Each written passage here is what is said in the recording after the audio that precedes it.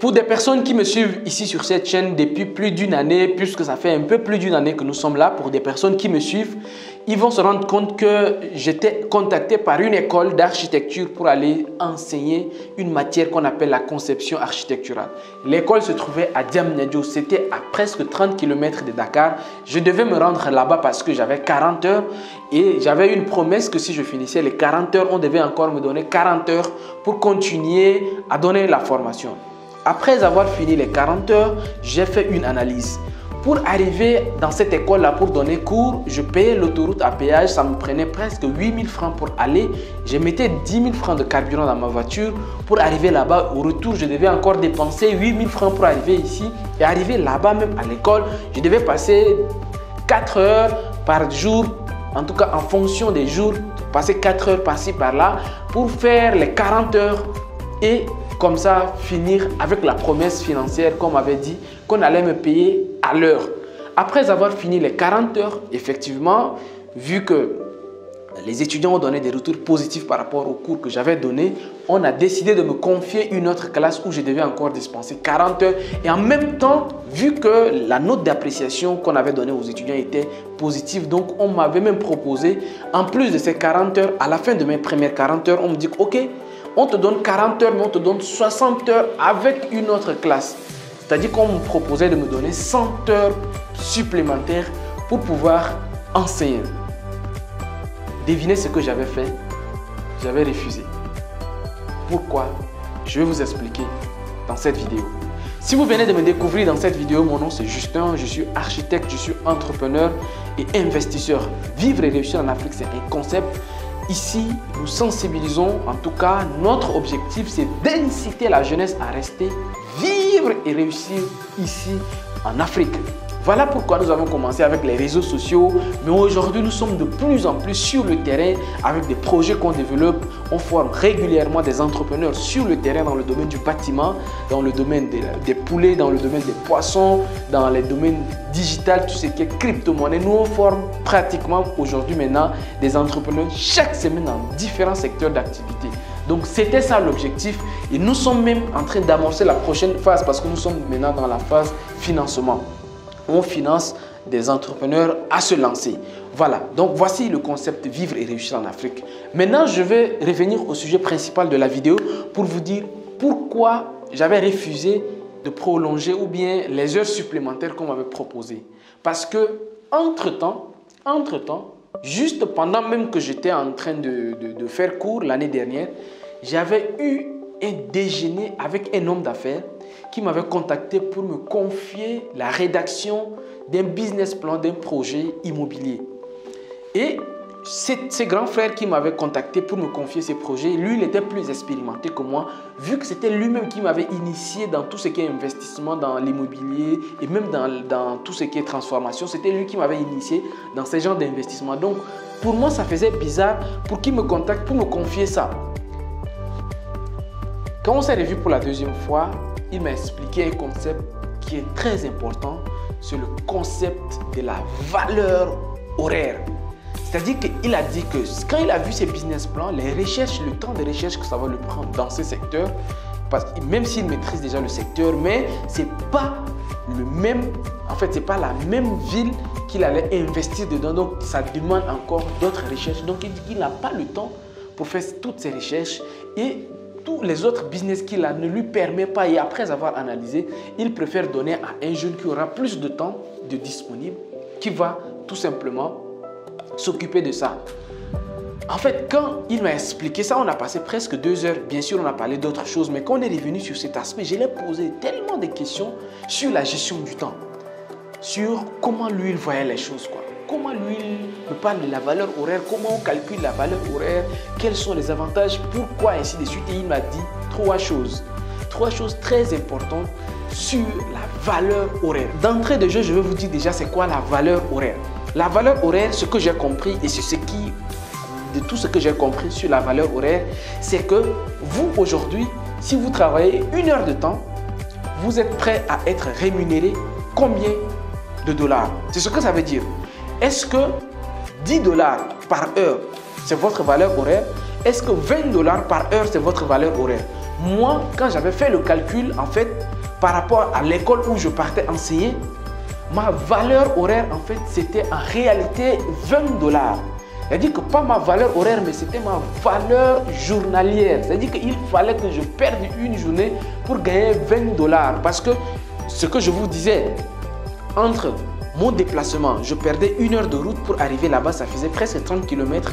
Donc, si je dois aller là-bas et revenir, ça me fait 30 minutes à l'arrêt, 30 minutes au retour. Je perdais 1 heure.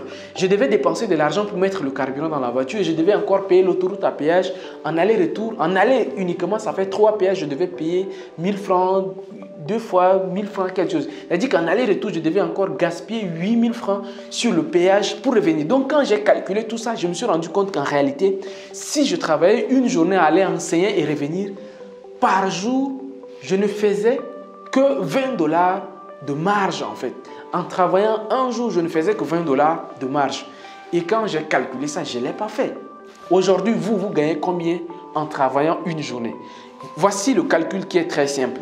La valeur horaire, par exemple, généralement, les gens ils travaillent 40 heures par semaine en raison de 8 heures par jour. Donc, si vous travaillez 8 heures par jour et que vous travaillez 5 heures dans la semaine, 5 jours dans la semaine, ça vous revient dans la moyenne de 40 heures par semaine.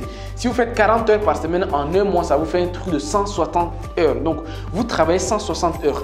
En travaillant 160 heures, et si vous gagnez par exemple 500 000 francs CFA, donc sensiblement 1000 dollars. Si vous gagnez 1000 dollars, c'est-à-dire que vous gagnez chaque jour, chaque heure de travail, vous gagnez 3000 francs CFA. C'est ce que ça veut dire.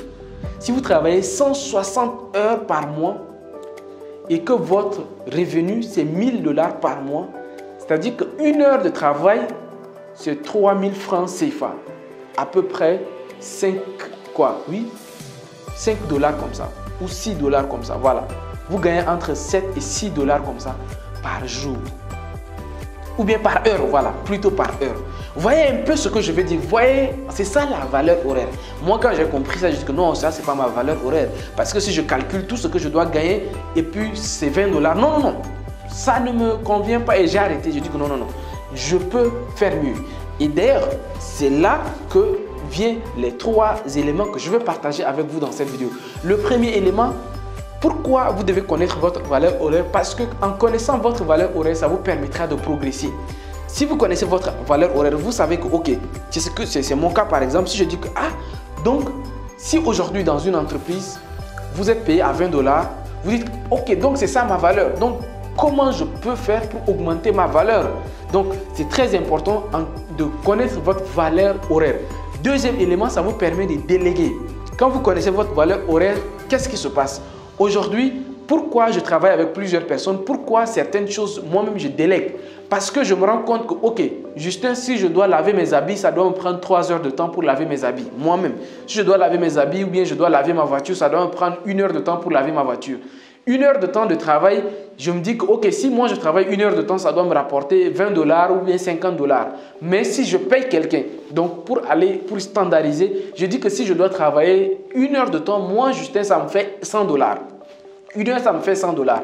100 dollars, si je paye quelqu'un 2 dollars, parce que généralement à 2 dollars, je paye quelqu'un 2 ou 3 dollars pour qu'il lave ma voiture, ou bien j'amène dans une station où je dois payer 10 dollars pour qu'on me lave ma voiture. Pourquoi je dois perdre 1 heure de temps à laver la voiture? Donc, je préfère déléguer cette tâche, même dans les entreprises, ça se fait. Dans les entreprises, vous pouvez être là, il y a des tâches que vous allez déléguer. Par exemple, lire les mails, moi, je n'ai pas le temps. On reçoit tellement de mails par jour que je ne vais pas m'asseoir à lire. Chaque jour, quand on ouvre nos mails, c'est 100, 200 mails qu'on reçoit. Je ne vais pas rester à lire tous les mails, donc je délègue ça. C'est-à-dire qu'il y a tellement de choses que quand je me rends compte que, ok, ça me prend au-delà, ou bien bon, plutôt, en dessous de ma valeur horaire, ce sont des choses que je délègue automatiquement. Troisième chose, pourquoi connaître sa valeur horaire? Quand vous connaissez votre valeur horaire, ça vous permettra de mieux fixer le prix de vos prestations ou bien de vos activités. Aujourd'hui, pourquoi ce grand frère-là m'a approché pour me confier ça? Parce que lui, en fait, même s'il me paye 5000 dollars pour que je passe toute la semaine à lui faire le business plan, vraiment, lui, lui, perdre une semaine pour lui, 5 000 $, vraiment, il a perdu son temps en fait. Donc, comme son temps est plus important, une semaine pour lui est plus important que 5 000 $. Donc, il préfère donner 5 000 $ et prendre les une semaine à faire autre chose. Beaucoup de gens qui confondent, beaucoup de gens qui jusqu'à aujourd'hui ne comprennent pas la notion du temps. Ils pensent que le temps c'est quelque chose d'illimité. Non, le temps n'est pas illimité. Voilà pourquoi personnellement, pour aider des personnes à mieux comprendre le temps, à mieux planifier leur vie, j'ai lancé un concept, 1 mois pour prendre sa vie en main. Je viens de lancer le concept, mais aujourd'hui déjà le retour qu'on a eu, mais c'est incroyable. Donc je vous invite vous également à rejoindre le programme 1 mois pour prendre sa vie en main. Le programme contient la gestion du temps. On vous apprend concrètement comment gérer son temps, comment faire beaucoup de choses en peu de temps, comment simplifier sa vie pour mieux avancer. Parce que pour décoller, un avion a besoin d'être léger au décollage. Pour décoller, si vous voulez lancer quelque chose, il ne faut pas surcharger l'objet de charge qui vont le tirer vers le bas. Il faut qu'au décollage, vous soyez léger. Voilà pourquoi si vous voulez prendre votre vie en main, vous devez savoir gérer déjà votre vie de façon temporelle. Comment gérer votre temps, simplifier votre vie, mieux gérer votre temps, ensuite mieux vous vendre et mieux gérer votre argent. Voici les 3 thèmes qui constituent le programme. Donc, si vous voulez vous également participer à ce programme, la date limite des inscriptions, c'est le 27 mars 2022 et le 1er avril, on commence effectivement avec le programme 1 mois pour prendre sa vie en main. Ces programmes se trouvent dans la barre de description. Je vous invite à aller jeter un coup d'œil dans la barre de description pour rapidement réserver votre place. Ce ne sont pas uniquement des formations préenregistrées, mais au cas par cas, nous échangeons avec vous pour voir comment on va vous aider à mieux prendre votre vie en main.